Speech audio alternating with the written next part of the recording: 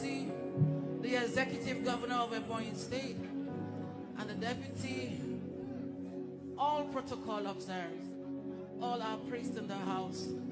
May God continue to bless us all in the name of Jesus. Amen. It's a great privilege being in your midst tonight. Whatever prayer could not do for you, praise will do tonight. In the name of Jesus. Amen.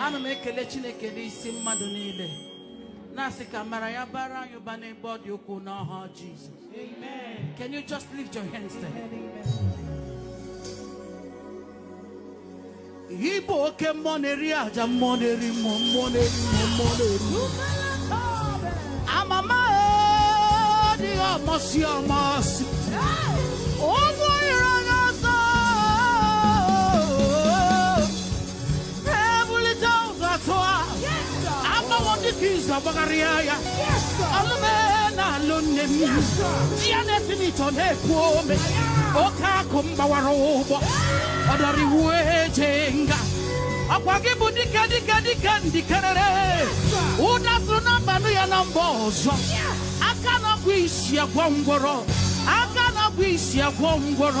Ine de basi sejeleje, ine mihasi semeleme, ine kuronya siyefunoku.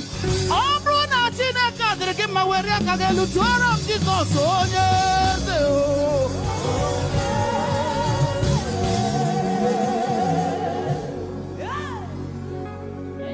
Agibo kemo,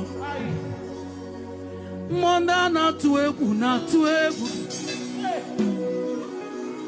Ewa Onyegina na chieze Ibokamo Mona na tuegu ndi na tuegu gi Adigo Onyegina na chieze Double do so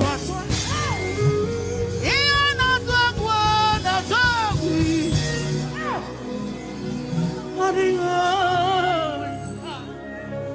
Come on, lift your hand, child of God.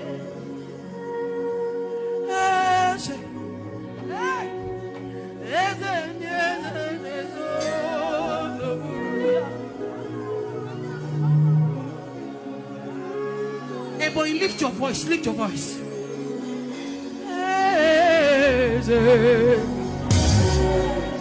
Let the heavens hear you tonight.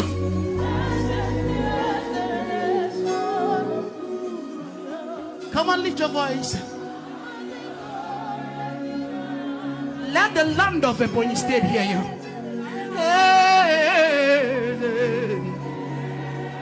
Oka kumbawarobo.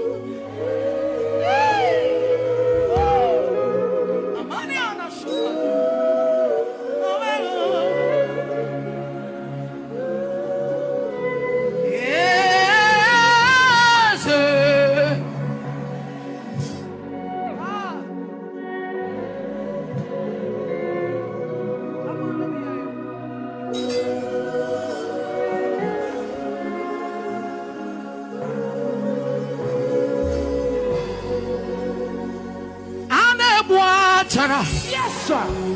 Ibuana chara neto. Ewa Onyegina ya na kunobo. Anebwa chara neto. Jesus.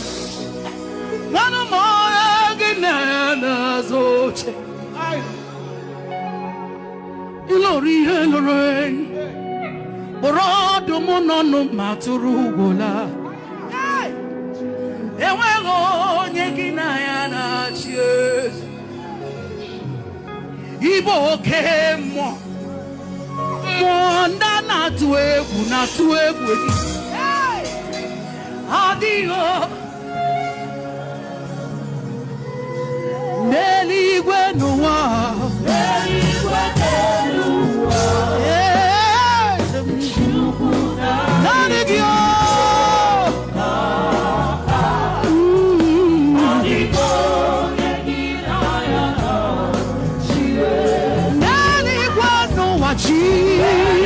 Jesus,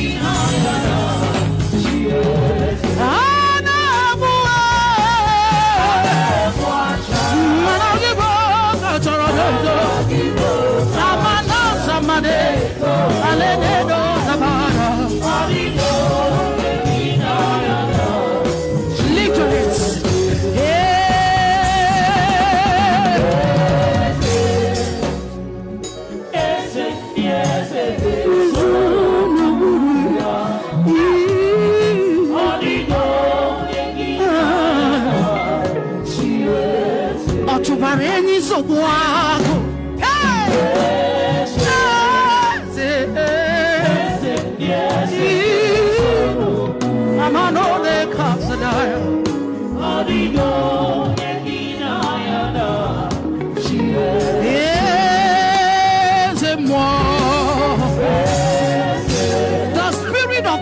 of God.